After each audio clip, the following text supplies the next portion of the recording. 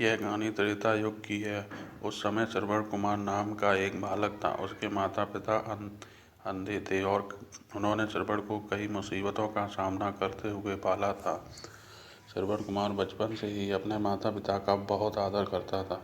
जैसे जैसे श्रवण बड़ा होता गया उसके उनके घर की जिम्मेदारियां अपने कंधों पर ले लीं। वह रोजाना सुबह उठकर सबसे पहले अपने माता पिता को स्नान कराने के लिए तालाब से पानी भरकर लाता था।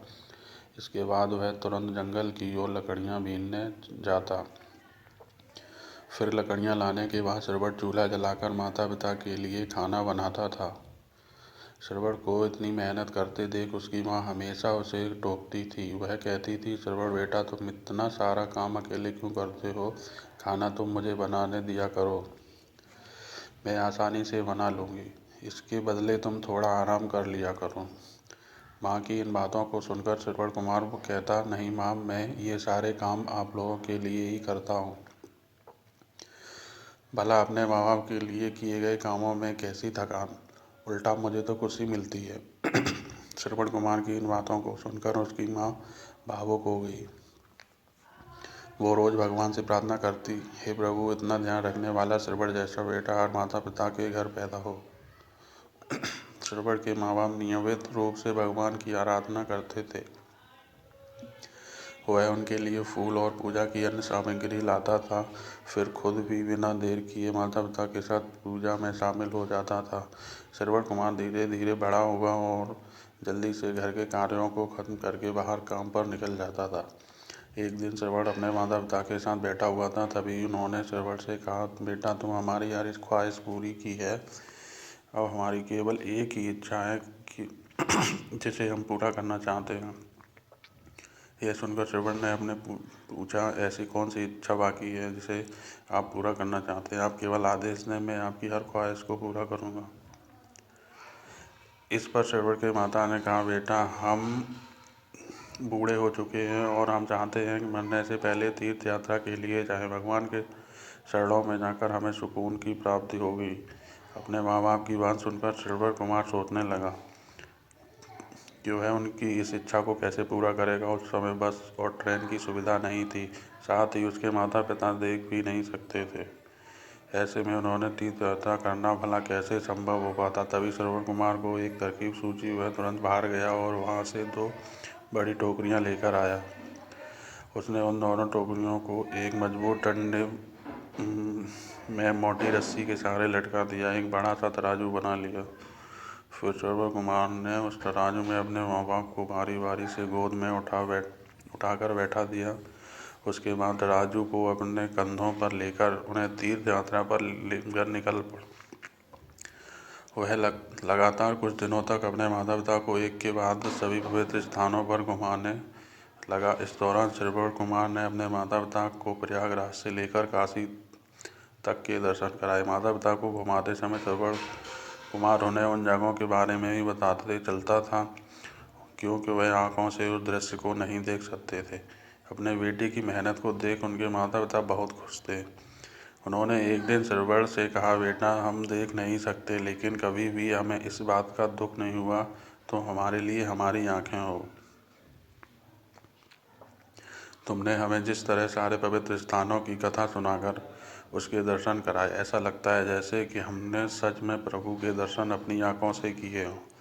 अपने माता पिता की बातें सुनकर श्रवण ने कहा, आप लोग ऐसी बातें ना करें। बच्चों के लिए माता पिता कभी भी बोझ नहीं होते, यह तो बच्चों का धर्म होता है। एक दिन श्रवण कुमार आराम करने के लिए अयोध्या के पास अपने माता पिता के साथ रुका।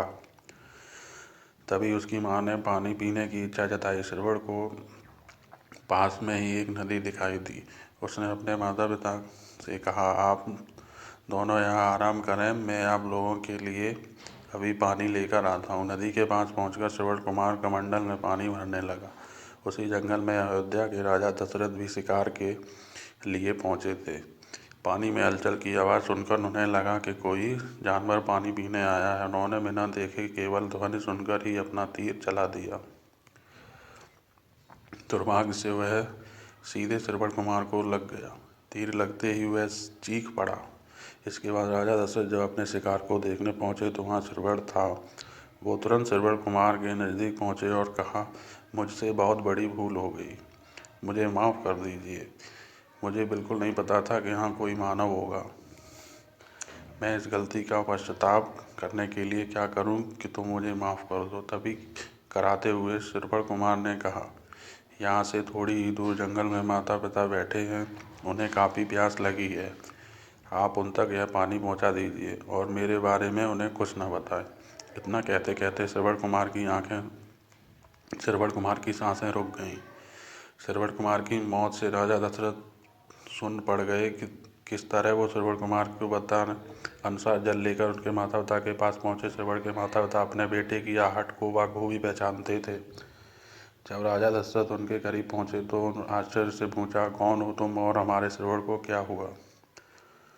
वह क्यों नहीं आया? राजा दशरथ अपने सवालों का जवाब नहीं दे पाए। उन्होंने चुपचाप पानी उनकी तरफ बढ़ा दिया। तभी श्रवण की माँ ने चिंतित स्वर से जोर से कहा, तुम कौन हो और मेरा बेटा कहाँ है? ये बात बताते क्यों नहीं हो? श्रवण की माँ चिंता देखकर राजा दशरथ ने कहा, माँ मुझे माफ़ कर दीजिए। शिकार करने के लिए मैं जो तीर चलाया था वो सीधे आपके बेटे श्रवण को जा लगा। उसने मुझे आप लोगों के बारे में बताया, इसलिए मैं यहाँ पानी लेकर चला आया। इतना कहकर राजा दशरथ चुप हो गए। राजा दशरथ की बात सुनकर श्रवण की माँ जोर जोर से रोने लगी। उन दोनों ने अपने बेटे की मौत के गम में राजा दशरथ के लिए लाए हुए पानी को हाथ तक नहीं लगाया। श्रवण के माता पिता ने तभी राजा दशरथ को पुत्र वियोग का श्राप दे दिया। कुछ ही देर बाद श्रवण के माता पिता ने अपने प्राण त्याग दिए। बताया जाता है कि श्रवण कुमार के पिता के श्राप के परिणाम स्वरूप भी राजा दशरथ को अपने पुत्र राम से दूर रहना पड़ा था। राजा दशरथ के श्राप को पूरा करने के लिए ही भगवान राम को 14 वर्ष का वनवास हुआ, जिसका माध्यम दशरथ की पत्नी कैकेयी बनी। श्रवण के पिता की तरह राजा दशरथ भी अपने बेटे से दूरी को बर्दाश्त नहीं कर पाए और उन्होंने अपने प्राण त्याग दिए। कहानी से सीख मिलती है, हर बच्चे को अपने माता पिता की सेवा श्रवण कुमार की तरह ही निस्वार्थ भाव से करनी चाहिए। यही उनका सबसे बड़ा कर्तव्य होता है। सभी लोग अपने माता पिता की सेवा करें, आशीर्वाद प्राप्त करें। धन्यवाद। लाइक करें, सब्सक्राइब करें।